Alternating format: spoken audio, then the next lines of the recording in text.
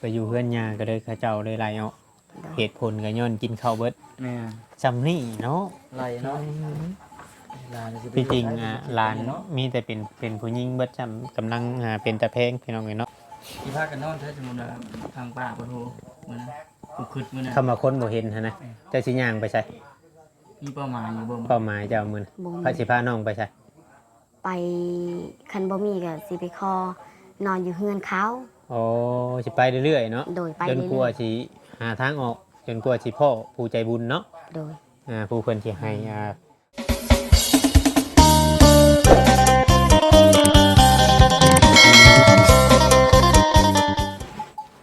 กับสบายดีเนาะพ่อแม่พี่น้อง FC เบิร์ดสุคนเนาะทางฝั่งลาวฝั่งไทยหรือว่าทางต่างประเทศพี่น้องเนาะแม่ FC ที่เข้ามาเบิ่งมาชมเนาะพี่เนาะ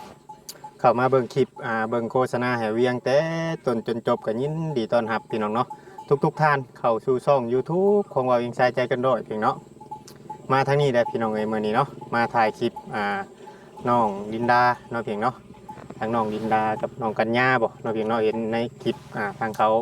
บ่พรบ่ละเนาะเพิ่นถ่ายน้องคนมื้อนี้ทางบ่จิตเพิ่นมีงานมามอบมาบอกข่าวดีของน้องๆเนาะพี่เนาะจังได๋ก็มาเบิ่งมาชมนํกัน FC ครั้งแรกที่ว่าเวียงได้เข้ามาเนาะจังได๋ก็มาเบิ่งมาชมกันก็ถือว่าระยะทางก็ไกลแต่พอสมควรเนาะพี่เนาะอยู่ใกล้ๆบ้านน้องอเบยเนาะพี่เนาะจังได๋ก็มาเบิ่งมาชมกันเด้อพี่น้อง FC พี่น้องเนาะพี่น้องเนาะบรรยากาศตามหมู่บ้านมาพี่ก็จนค่ำตามหมู่บ้านของชุเพิ่นนี่พ่อเฮือนชาญนันแปลงของเพิ่นเนาะพี่น้องเนาะจังได๋ก็เบิ่งชมนำกัน FC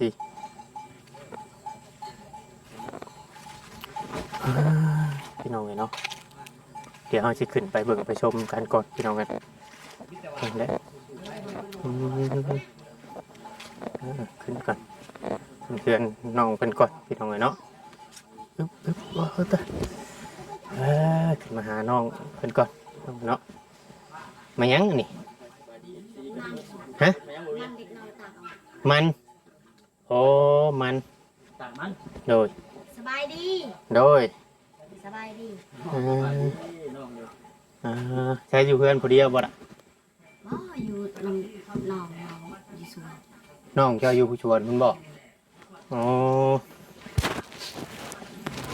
เอาเนาะนี่มาที่บ้านคิดว่าเอา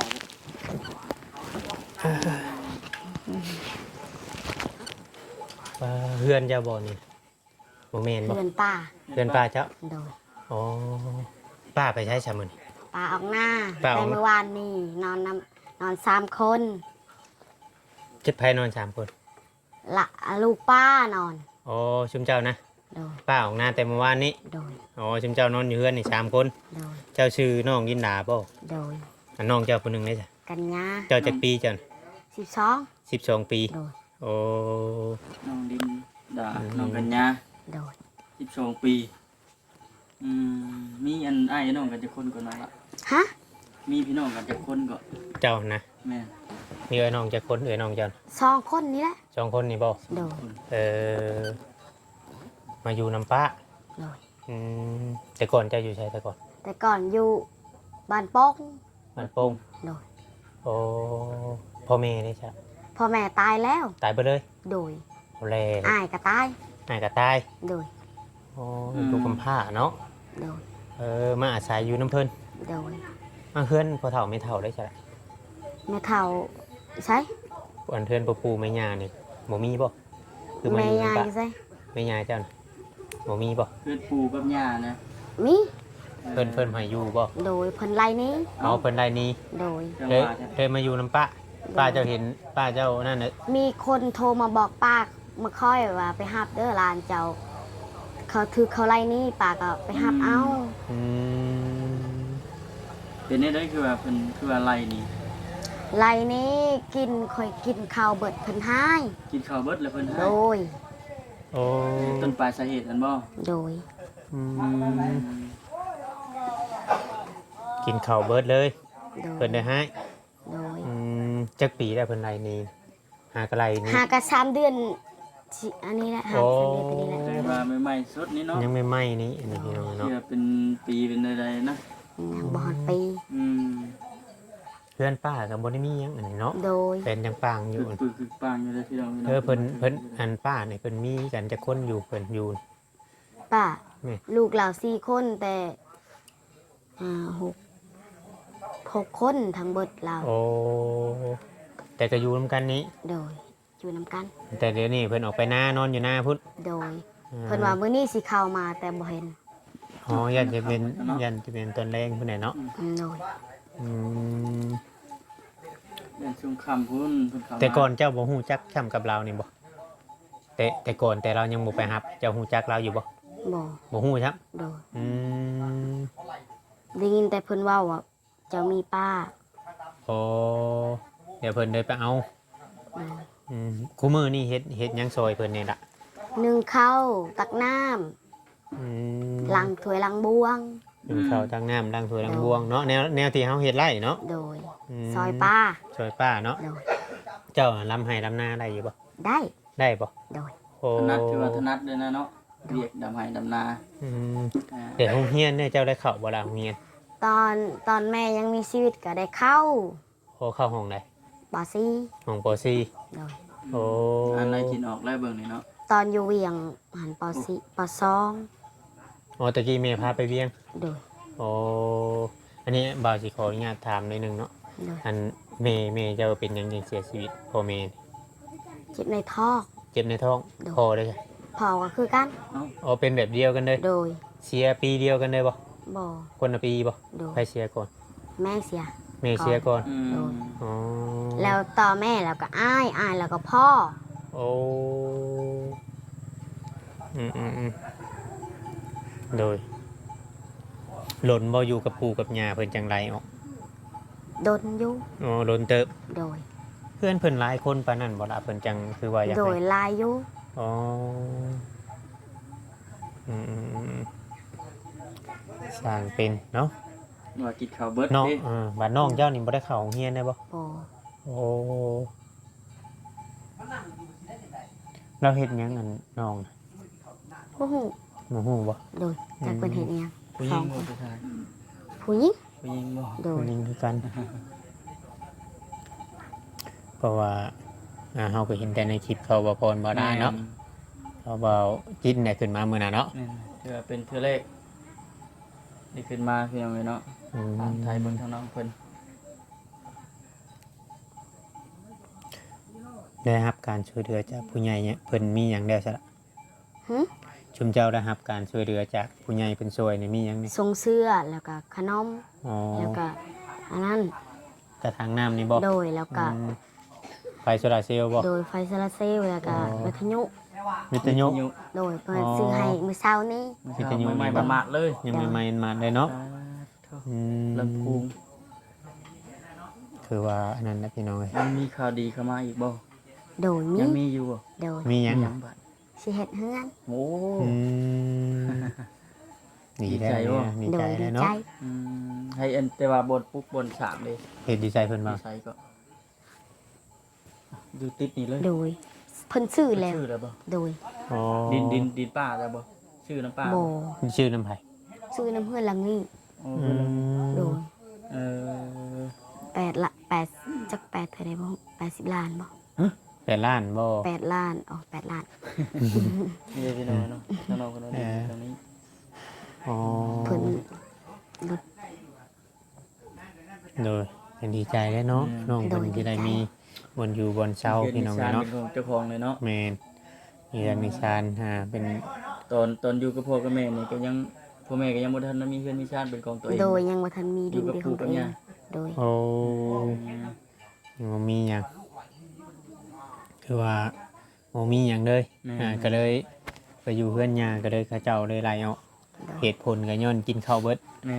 จำนี่เนาะ ไล่เนาะหลานสิไป พี่จริง อยู่ หลานมีแต่เป็นผู้หญิงเบิดจำกำลังเป็นตะเพงพี่น้องเนาะก็เลย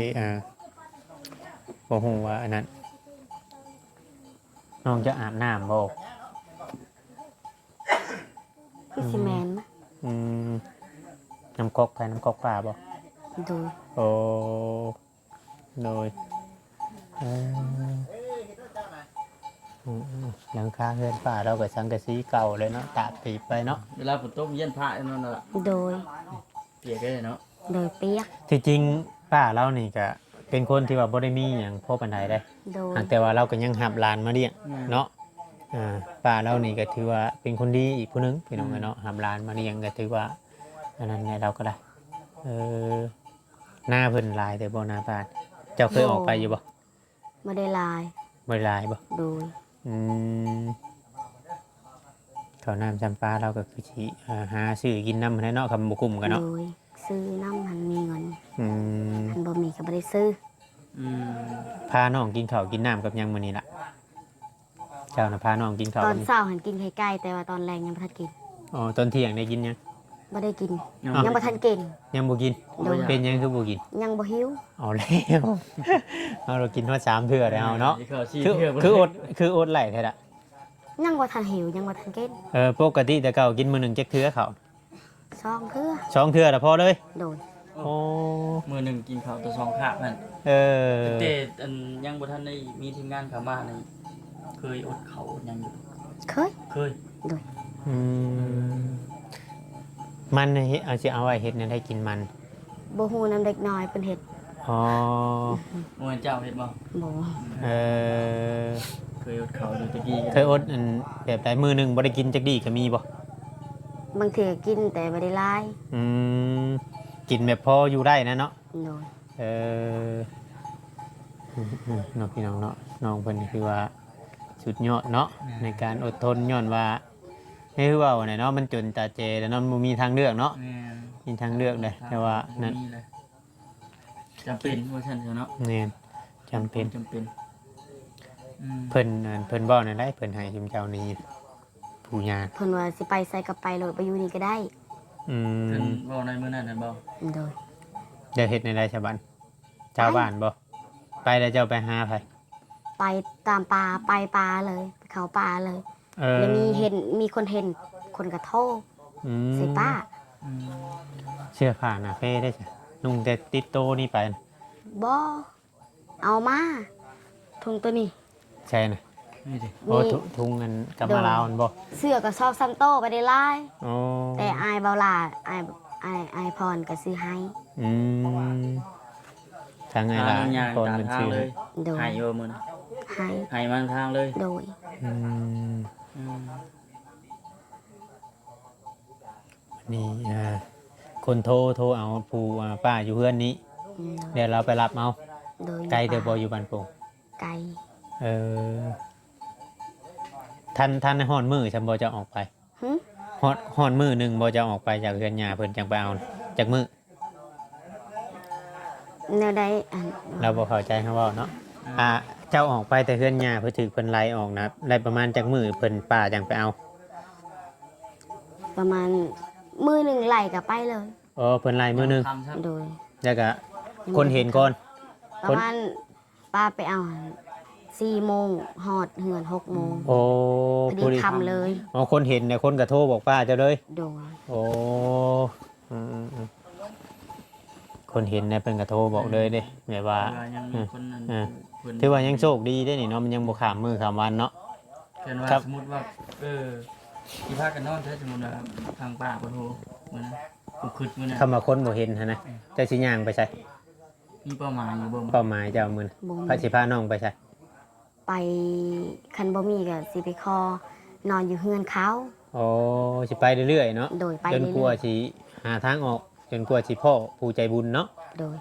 ผู้เพิ่นสิให้เพิ่งพาอาศัยหั้นนะ ว่าคือว่าในทั้งน้องเพิ่นก็แบบบ่ฮู้ว่ามีป่าอหย่างติ อืมแม่นถือว่าป้าเรานี่ก็เป็นคนที่ใจบุญอีกคนหนึงได้ แม่ นี่ น บางคนนี่โอ้ยเขาบ่ได้ชำนาญชำนึงไงเขาบ่อยากไปเอาได้กับคนบ่ดีนะ แม่น เนาะ นี่ก็ถือว่าชมเชยชมเชยทางป่าเรานำพี่น้องไงเนาะถ้าเฮือนเรานี่เท่าที่เฮาเบิ่งนี่คือว่าบ่ได้มีอีหยังมายังขาดมายัง ใส่ คือมีต้นมีหยังอยู่เฮือนกะ ต้นนั้น ฮะ ต้นป้าอาลุงเป็นอาจารย์ อ๋อเพิ่นเป็นหมอบ่ โดยเป็นหมอ อ๋อหิ่งเพิ่นเนาะ โดย อืม เพิ่นปะไว้นี่เพิ่นออกมา อ๋อบ่ง่ายๆว่าเทิงห้องเพิ่น แม่น เออคิดว่าเพิ่น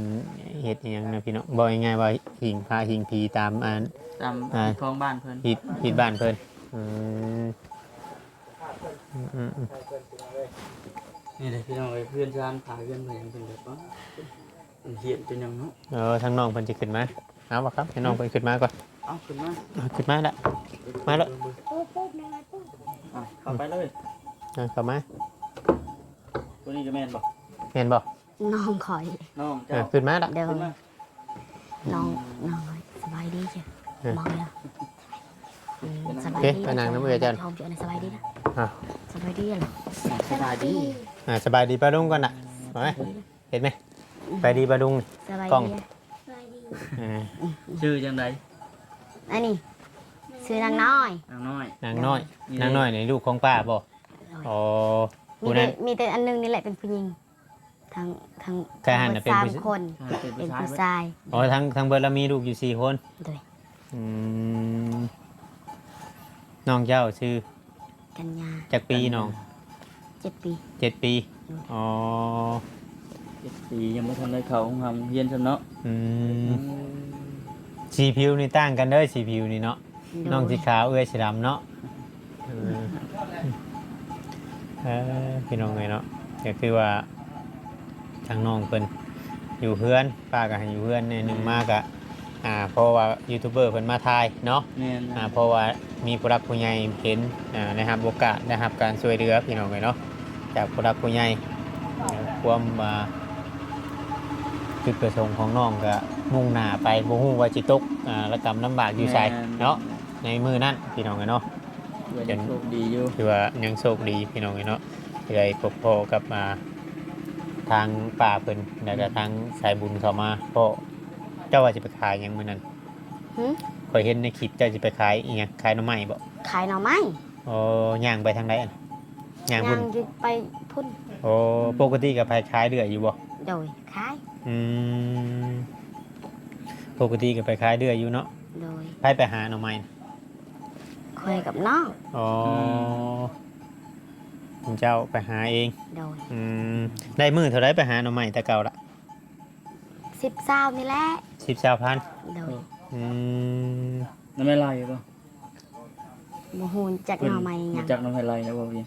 อือฮึ หน่อไม้ยังก็คล้ายว่าแต่เป็นหน่อไม้ โดย บ่ฮู้ แต่ ชื่อ ภา เนาะ ษาเราวบ่ฮู้ภาษาเราว เอาภาษาบ้านเจ้าห้องหน่อไม้ยัง อาบักเคยอาบังตะเวียง โอ้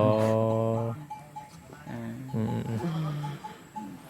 ยังดีได้ยังเว้าภาษาลาวได้เนาะ ก็เว้าได้แต่ภาษาเราวเทิงนี่ยุ่งเลยนะนี่ ยังดีอยู่เด้อ ถามเลยบ่คำกันนะ อือฮึ เออ ภาษาลาวกับตัวฮู้ตัวบ่ฮู้คือกัน แบบว่าบ่ฮู้วัดปานใด ฮู้แน่บ่ฮู้แน่เนาะ อืม ถือว่าเดือนนี้เป็นเดือนที่3ที่มาอยู่นี่เนาะ โดย เดือนที่3พี่น้องเนาะเป็นแนวใดความรู้สึกที่ว่าไล่มาอยู่กับป้าแบบรู้สึกแนวใดความรู้สึกแรก ความรู้สึกก็คือดีใจที่อยู่ในป่า ดีใจอบ ดี อุ่น ใจที่ป่าเป็นคนดีแล้วก็มีหยังก็แบ่งกันกิน โอ้เราบ่ได้เคย มี ให้ ความ บ่ สุข มีความทุกข์หลาย โดย เราบ่ได้ เรา เค บ่ ย ได้ ให้บ่ ให้ อืมจักปีที่เจ้าอยู่กับที่ขอเนี่ยถามอีกนิดนึงอยู่กับญาณหลังจากพ่อแม่เสียปีหนึ่งบ่ โดย โอ้เด็กก็คือว่าโดนให้อยู่บ่ โดย โดนให้ตลอด โดย เนาะคือว่ามันแบบความแตกต่างกันเด้พอได้มาอยู่กับป้าเลยมีความสุขเลยแบบสบายเนาะถึงจะได้ไปหาน้ำหมกน้ำไม้คายหยังก็ โดย เฮาอยู่โดยที่บ่มีไผให้เนาะ โดย แบบความอบอุ่น แม่น อบอุ่นจำพ่อแม่ผู้หนึ่งผู้แหน่เพิ่นเพื่อน้องกันยังน้อยแล้วก็มารับได้รับโอกาสได้อยู่ในความดูแลของป่าเรา ป่าเนาะ แม่นถือว่านั่นแหละพี่น้องเนาะบ่มีภัยให้หน้าตาก้าทั้งของพ่อของแม่แล้วบ่ได้มีบ่ตะกี้ โดยบ่ได้มี แม่เจ้านำบ้านได้แม่เจ้า บ้านนี้แหละ บ้านนี้ โดย แต่พ่อน่ะอยู่บ้านนั้น บ้านปก โอ้